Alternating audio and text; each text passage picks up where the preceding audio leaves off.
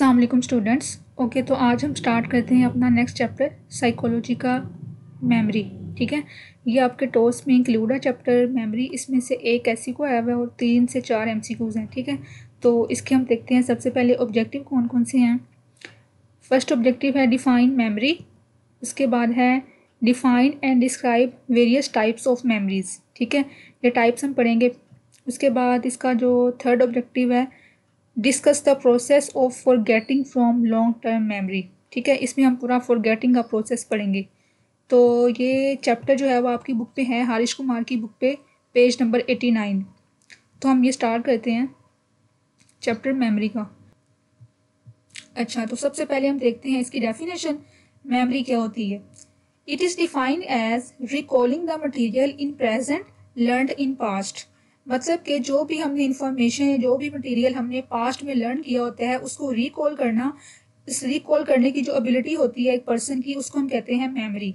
ठीक है, जैसे एग्जांपल दी है इसकी यहाँ पे कि जैसे हम कोई भी क्वेश्चन है वो लर्न करते हैं पास्ट में, या कोई भी हमने टॉपिक लर्न किया है तो उसको हम एग्जाम्स में फर्दर उसको रिकॉल करते हैं, रिप्रोड्यूस करते हैं। ठीक है, तो ये होती है मेमोरी। आगे इसको ना 3-4 साइकोलॉजिस्ट ने डिफाइन किया था, तो यहाँ से आप एक कर लें इसकी definition proper. It is the ability of organism to store information from earlier learning processes. ठीक है, वही बात कि एक पर्सन की जो एबिलिटी है इंफॉर्मेशन को जो उसने स्टोर किया होता है उसको रिकॉल करने की। ठीक है, अब वो जो इन्फॉर्मेशन होती है उसने कहाँ से ली होती है? प्रीवियस लर्निंग एक्सपीरियंसेस जो हैं वहाँ से उसने वो लर्न की होती है इन्फॉर्मेशन। कोई भी एक्सपीरियंस है या कोई भी उसने रिटेन किया होता है नॉलेज, तो उसको जब वो रिप्रोड्यूस करता है, उसको रिकॉल करता है, तो इस एबिलिटी को हम कहते हैं मेमोरी। ठीक है, और ये कोई भी स्टिमुलस के अगेंस्ट जो है वो एक पर्सन जो है वो रिप्रोड्यूस करता है, उसको रिकॉल करता है। जैसे यहाँ पे एग्जांपल दी हुई है एग्जाम्स, तो ये हमारे पास क्या है? स्टिमुलस है। इसकी स्टिमुलस की बेस पे इसके आंसर में वो जो पर्सन है उसको रिकॉल करता है, इंफॉर्मेशन को रिकॉग्नाइज करता है।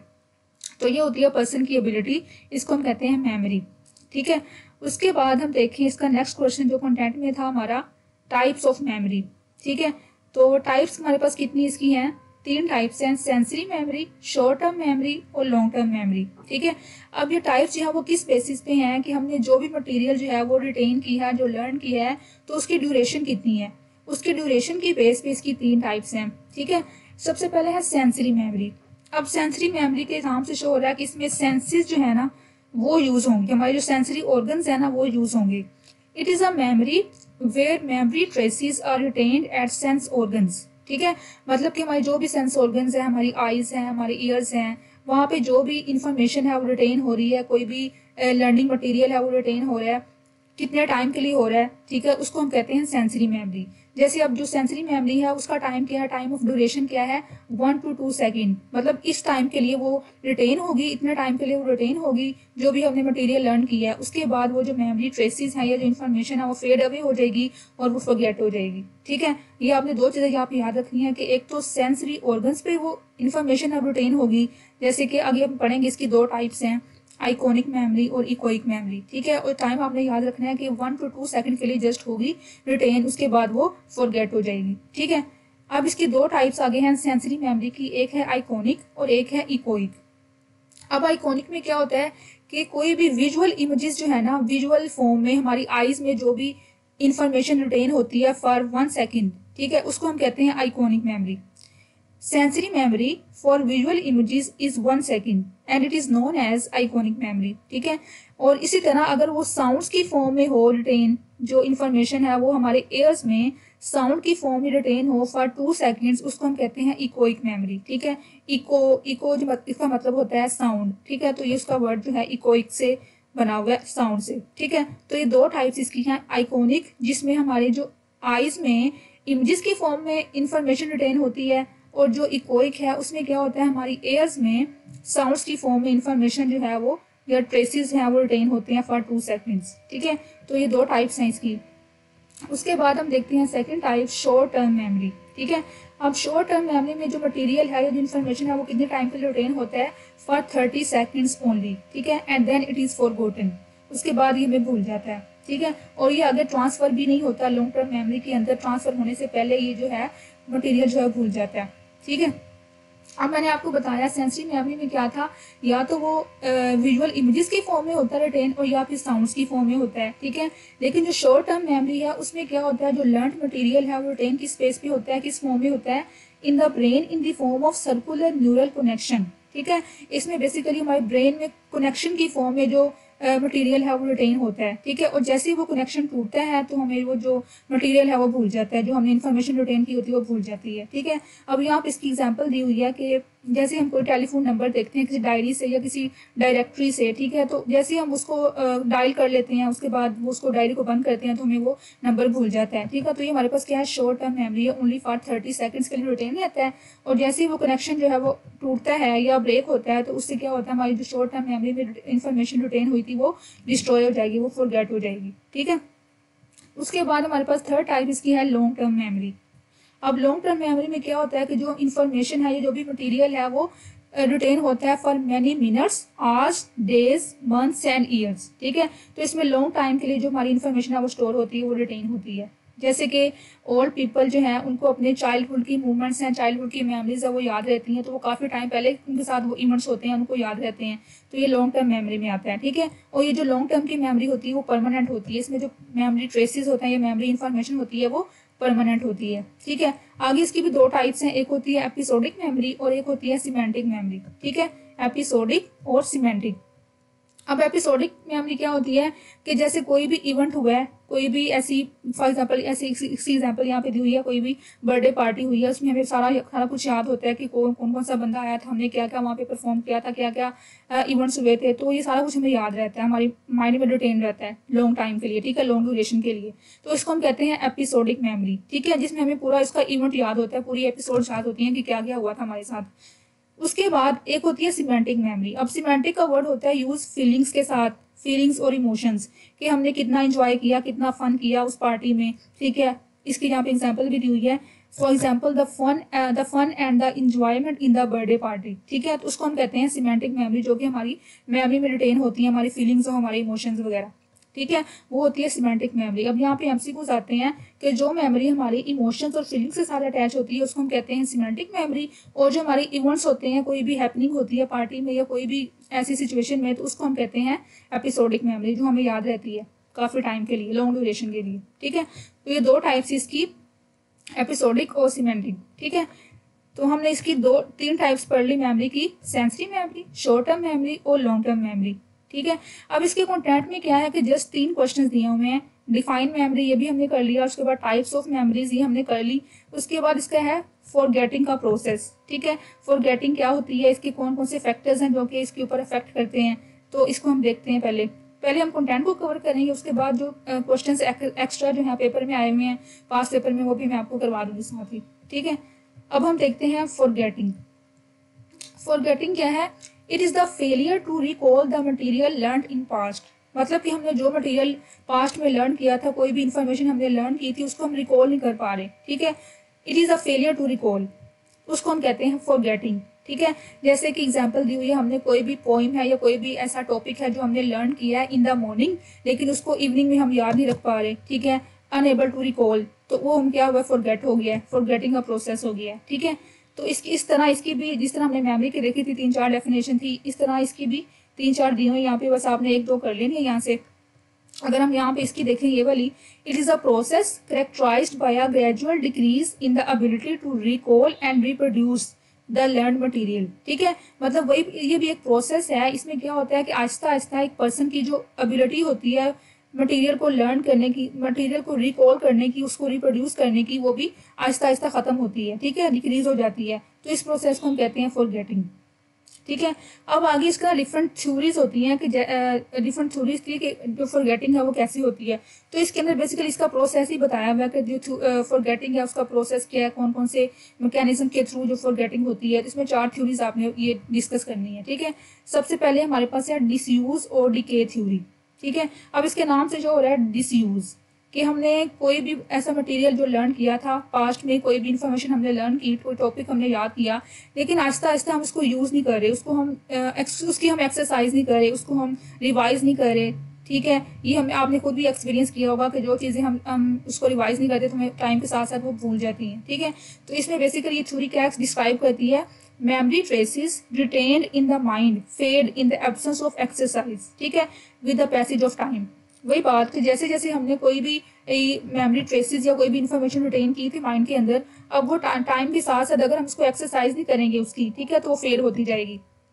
ठीक है, आगे आगे भी वही बात लिखी हुई है कि जो हमने मटेरियल लर्न किया एक दफ़ा, तो अगर उसको हम याद नहीं करेंगे, उसको यूटिलाइज नहीं करेंगे, तो वो आहिस्ता आहिस्ता हमारे माइंड से फॉरगेट होती जाएगी। ठीक है, तो इसका मेन जो आपने फोकस याद रखना है कि इस थ्योरी का मेन फोकस क्या था, in the absence of exercise with the passage of time retain information will be lost और विल बी फेड। ठीक है, उसके बाद अब यहाँ पे ना कुछ एग्जांपल दी हुई होंगी यहाँ पे, जैसे एक ना इसने एक्सपेरिमेंट किया था, एक साइंटिस्ट था एबिन गैफस। ठीक है, इसने क्या था, एक्सपेरिमेंट किया था कि कुछ इसने जो ये वर्ड्स दिए हुए ना, कोई रैंडम वर्ड्स इसने लिए थे, वो इसने याद किए। ठीक है, और कुछ टाइम के बाद इसने देखा कि उसको याद है कि नहीं है, वो उसने एक्सपेरिमेंट किया था। ठीक है, at different intervals of time इसने इसको रिकॉल करना चाहा, तो उसको उसने ऑब्जर्व किया कि कितने टाइम के बाद उसको कितने % जो थे वो याद थे वो वाले वर्ड्स। ठीक है, तो ये जैसे आपने रीड करना है, ये इतना इंपॉर्टेंट नहीं है। उसके बाद इसका देखिए नेक्स्ट हमारे पास जो थ्योरी है वो है रिप्रेशन की थ्योरी। ठीक है, अब रिप्रेशन का मतलब क्या होता है कि अच्छा पहले आपने ये करना याद कि रिप्रेशन की जो टर्म थी वो किसने दी थी, फ्रूड ने दी थी। ठीक है, एक इसका मैकेनिज्म था, जैसे हमने पढ़ा था स्कूल ऑफ साइकोलॉजी, उसमें एक था स्कूल साइको एनालिसिस। ठीक है, अब साइको एनालिसिस का फिनोमेना किसने दिया था, फ्रूड ने। ठीक है, अब साइको एनालिसिस के अंदर ही इसने एक टर्म दी थी रिप्रेशन की टर्म। ठीक है, रिप्रेशन क्या होती है, इसके आगे ये सारा इसने बताया था फर्दर फ्रूड ने। ठीक है, ये एक एमसीक्यू भी आता है कि रिप्रेशन का फिनोमेना किसने दिया था, ये आपने याद रखना है। अब इसने क्या कहा था, ये हमने पढ़ा था कि माइंड के बारे में इसने कहा था कि 3 पार्ट्स होते हैं, कॉन्शियस, सबकॉन्शियस, अनकॉन्शियस। ठीक है, अब रिप्रेशन में हमने किसकी बात करनी है, अनकॉन्शियस पार्ट की बात करनी है। ठीक है, अनकॉन्शियस जो हमारा माइंड का पार्ट है उसकी हमने बात करनी है रिप्रेशन के अंदर। अब ये होता क्या है कि कुछ हमारी लाइफ के अंदर ऐसे एक्सपीरियंसेस होते हैं जो बड़े पेनफुल होते हैं, अनप्लेजेंट होते हैं। ठीक है, जो पर्सन है वो उसको याद रखना नहीं चाहता, वो उसको भूल जाना चाहता है। ठीक है, तो वो जो पेनफुल एक्सपीरियंसेस होते हैं ना, वो कहाँ चले जाते हैं, अनकॉन्शियस माइंड के अंदर चले जाते हैं। ठीक है, और वो पर्सन जो है वो उनको फॉरगेट हो जाता है, वो भूल जाता है। तो इस प्रोसेस को हम कहते हैं repression. It is the process of burying painful experiences in unconscious part of mind is called repression. ठीक है, कि जो हमारे पेनफुल या अनप्लेजेंट एक्सपीरियंसेस होते हैं वो हमारे कहाँ चले जाते हैं, हमारे अनकॉन्शियस पार्ट ऑफ माइंड में रिप्रेस हो जाते हैं। इस प्रोसेस को हम कहते हैं रिप्रेशन। ठीक है, और जब रिप्रेशन में जाता है पर्सन, तो उससे क्या होता है, जो पर्सन है वो उस इंफॉर्मेशन को भूल जाता है। ठीक है, उसको रिकॉल नहीं कर पाता। तो बेसिकली इसमें भी क्या हो रही है, फॉरगेटिंग हो रही है। तो ये फॉरगेटिंग एक थ्योरी है, एक है रिप्रेशन। ठीक है, उसके बाद हमारे पास है गेस्टोल्ट थ्योरी। ठीक है, अब जो गेस्टोल्ट थ्योरी थी ये किस बेस पे थी, on the laws of perceptual organisation. ठीक है, अब परसेप्चुअल का मतलब क्या है कि हमने जैसे चीज़ों को परसीव किया था, परसीव करके लर्न किया था, अगर हमारी वो परसेप्शन अच्छी होगी, ज़्यादा अच्छे से हमने परसीव किया उस मटेरियल को, उस इंफॉर्मेशन को, तो ज़्यादा हमारी जो मेमोरी है वो स्ट्रॉन्ग होगी। ठीक है, यहाँ पे आपको ये लाइन यहाँ से याद होगी, as the retain material changes its perceptual organisation. मतलब कि हमने एक चीज़ को ना एक प्रॉपर ऑर्गेनाइज्ड फॉर्म में याद किया था। ठीक है, हमने उसका टेबल बना के, हमने इसको चार्ट बना के इस प्रॉपर फॉर्म में याद किया था। ठीक है, अब उसका जो हम अब ये परसेप्शन हम उसको परसीव कर रहे हैं ना, चीज़ों को, उसको इन्फॉर्मेशन को परसीव कर रहे हैं। अब जैसे हमने परसीव की होगी वैसे इतनी अच्छे से हमें वो याद रहेगी। अगर हमने उसको प्रॉपर ऑर्गेनाइज्ड फॉर्म में याद नहीं किया था तो जल्दी हमें भूल जाएगी। ठीक है, अब इसने यहाँ पे ये बताया हुआ है कि अगर हम उसको अच्छे तरीके से याद करेंगे, परसेप्चुअली उसको ऑर्गेनाइज्ड फॉर्म में परसीव करेंगे, तो उससे क्या होगा, हमारा जो मटेरियल है वो ज़्यादा देर तक रिटेन रहेगा, वो भूलेगा नहीं। ठीक है, उसके बाद जहाँ पे लिखा हुआ है, if the retain material is perceptually more clear and strong, मतलब हमने उसको स्ट्रॉन्ग वे में, क्लियर फॉर्म में परसीव किया था जब हमने याद किया था उस मटेरियल को, तो वो इजिली चेंज नहीं होगा। ठीक है, उसको इजिली हम भूल नहीं सकते। तो ये भी एक फैक्टर है फॉरगेटिंग का, परसेप्चुअल ऑर्गेनाइजेशन। ये आगे आप पढ़ेंगे फैक्टर्स कौन कौन से होते हैं जो कि फॉरगेटिंग पे इफेक्ट करते हैं। तो ये हमारे पास क्या है, गेस्टोल्ट थ्योरी का मेन फोकस क्या था, परसेप्चुअल ऑर्गेनाइजेशन, कि जितना अच्छे से हम परसीव करेंगे उतना ज़्यादा हमें वो रिटेन रहेगा। और अगर हम प्रॉपर उसको परसीव नहीं करेंगे, प्रॉपर क्लियरली जो है उसको याद नहीं करेंगे किसी भी चीज़ को, किसी भी मटीरियल को, तो जल्दी हमें फॉरगेट हो जाएगा। ठीक है, उसके बाद हमारे पास लास्ट इसकी जो थ्योरी है वो है इंटरफेरेंस थ्योरी। ठीक है, इंटरफेरेंस थ्योरी जो है वो किसने दी थी, डिकैम्प एंड वेब। ठीक है, ये आपने याद रखना है, ये इसने दी थी दोनों ने। अब इसमें होता क्या है कि इसमें दो टास्क जब हमारे पास कंबाइन हो जाते हैं, दो या दो से ज़्यादा टास्क जब होते हैं हमारे पास, ठीक है, तो वो दोनों आपस में इंटरफेयर कर रहे होते हैं। मतलब जैसे कि हमने एक टॉपिक याद किया, ठीक है, वो हमें अच्छे से याद हो गया, अब हमने आगे मूव करना है, अगला हमें याद करना है, ठीक है। जब हम ये याद करेंगे तो हमें पीछे वाला भूल जाएगा, ठीक है। इस तरह जब हम ये याद रखेंगे तो ये वाला भूल जाएगा। तो ये दोनों इंटरफेयर करें एक दूसरे को याद करने में, ठीक है। तो इस प्रोसेस को बेसिकली हम कहते हैं इंटरफेरेंस। टू और more than two task when can interfere in the recall of each other result in forgetting, ठीक है। मतलब दोनों आपस में इंटरफेयर कर रहे हैं तो उसमें फॉरगेटिंग हो सकती है। अब जो इंटरफेरेंस है वो दो तरह की हो सकती है, एक होती है रिट्रोएक्टिव और एक होती है प्रोएक्टिव, ठीक है। अब रिट्रोएक्टिव इनहिबिशन में क्या होता है, रिट्रो मीन बैक, ठीक है। मतलब कि हमने जैसे यहाँ पे एग्जांपल दी होगी, when a newly learned task interferes in the recall of previous learn task, ठीक है। जैसे कि हमारे पास दो टास्क थे, ठीक है, एक हमारे पास टास्क ए है, ये आगे एग्जांपल दी भी होगी, और एक टास्क बी है, ठीक है। अब हमने ए याद कर लिया है, ठीक है, और हमने बी याद करना है अब। लेकिन जो बी जब हम याद करेंगे तो हमें ए वाला भूल जाएगा, मतलब ए को याद करने में हमें मुश्किल होगी, ठीक है। तो बेसिकली क्या हो रहा है, जो बी वाला टास्क है वो ए वाले टास्क को रिकॉल करने में इंटरफेयर कर रहा है, ठीक है। जो न्यू टास्क है, यहाँ लिखा हुआ है new learn task interferes in the recall of previous task. मतलब हमने ये टास्क पहले याद किया हुआ था ना, लेकिन हमने अब नया याद करना है, तो वो इसको रिकॉल करने में, इसको दोबारा लर्न करने में हमें इंटरफेयर कर रहा है, ठीक है। तो इसको हम कहते हैं रिट्रोएक्टिव इनहिबिशन, ठीक है। जैसे यहाँ पे एग्जांपल दी हुई है वही जो मैंने आपको दी, task A is learned and after that task B is learned, ठीक है। पहले हमने टास्क ए को लर्न किया, उसके बाद टास्क बी को लर्न किया, ठीक है। लेकिन अब जब हमने दोबारा रिकॉल करना है टास्क ए को, तो टास्क बी जो है वो इंटरफेयर करेगा, ठीक है, वो हमें भुला देगा पहले वाला टास्क। तो उसको हम कहते हैं रिट्रोएक्टिव इनहिबिशन, ठीक है, ये आपने याद रखनी है। और इसके ऑपोजिट हमारे पास क्या है, प्रोएक्टिव। प्रो मीन फॉरवर्ड, ठीक है। इसमें क्या होगा कि जो ये वाला टास्क होगा पहले वाला, इसमें हमने देखा कि जो प्रीवियस टास्क है वो इंटरफेयर करा पहले वाले की रिकॉल में, लेकिन इसमें क्या होगा, जो पहले वाला है वो दूसरे की रिकॉल करने में इंटरफेयर करेगा, ठीक है। अब इसमें क्या है, when previously learn task interferes in the recall of latter और न्यूली लर्न टास्क, ठीक है। मतलब इसमें जो पहले वाला टास्क है वो नए वाले टास्क को लर्न करने में, रिकॉल करने में इंटरफेयर कर रहा है। तो ये इसके ऑपोजिट है। ये इसकी दो टाइप्स थी हमारे पास, रिट्रोएक्टिव और प्रोएक्टिव इनहिबिशन, दोनों में इंटरफेरेंस हो रही है, ठीक है। तो बेसिकली हमारे पास ये चार थ्योरीज थी फॉरगेटिंग की। पहले हमने देखी कौन सी थ्योरी थी, रिवाइज कर लेते हैं एक बार, डिसयूज और डिके थ्योरी, उसके बाद रिप्रेशन थ्योरी, गेस्टोल्ट थ्योरी और इंटरफेरेंस थ्योरी, ठीक है। उसके बाद हम देखते हैं कुछ फैक्टर्स जो अफेक्ट करते हैं फॉरगेटिंग के ऊपर, ठीक है।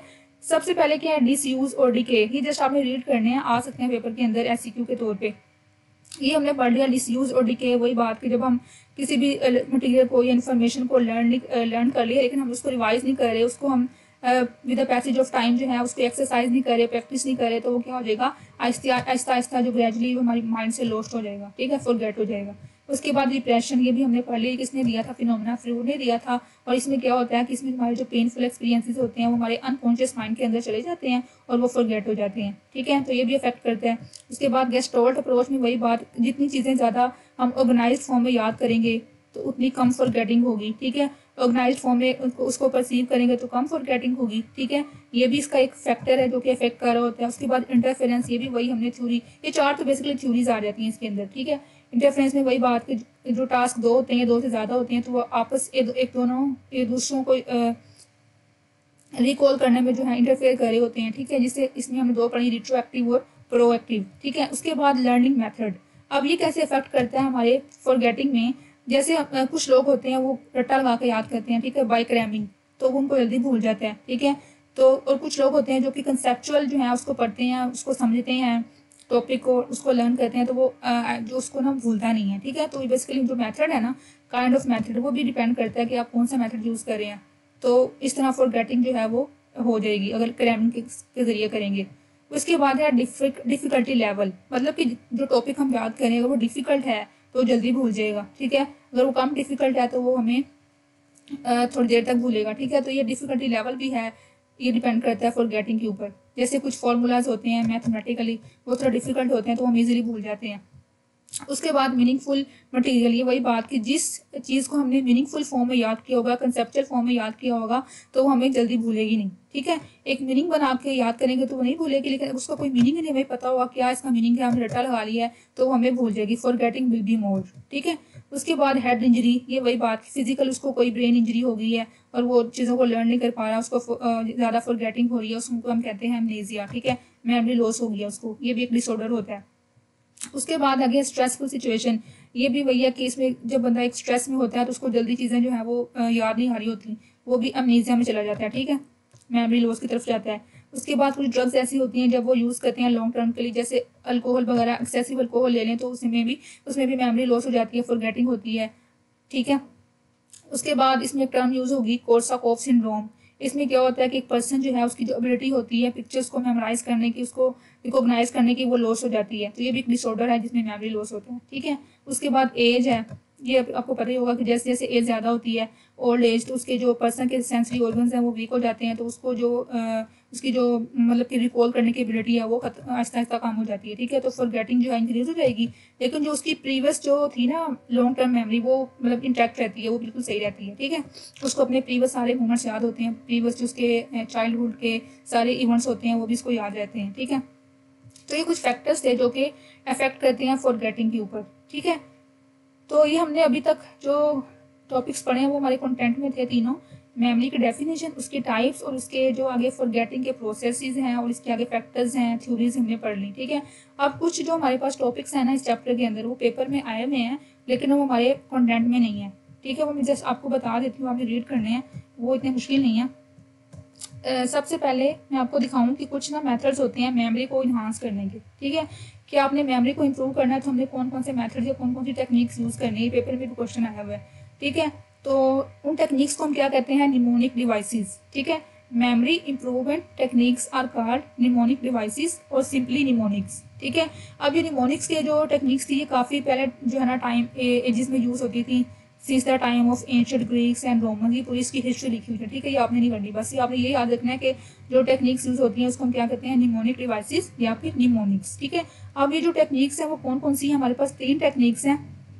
एक हमारे पास है मेथड ऑफ लोकाए, ठीक है, मेथड ऑफ लोकाए पहली टेक्निक हमारे पास है। दूसरी हमारे पास क्या है, पेग वर्ड मेथड, ठीक है, पेग वर्ड मेथड। तीसरा हमारे पास क्या है, PQ4R मेथड। तो ये तीन हमारे पास मेथड्स हैं जिसके थ्रू हम अपनी मेमोरी को इम्प्रूव कर सकते हैं, ठीक है। उसके बाद यहाँ पे देखें तो यहाँ पे कुछ टाइप्स दी होंगी एमनीजिया की।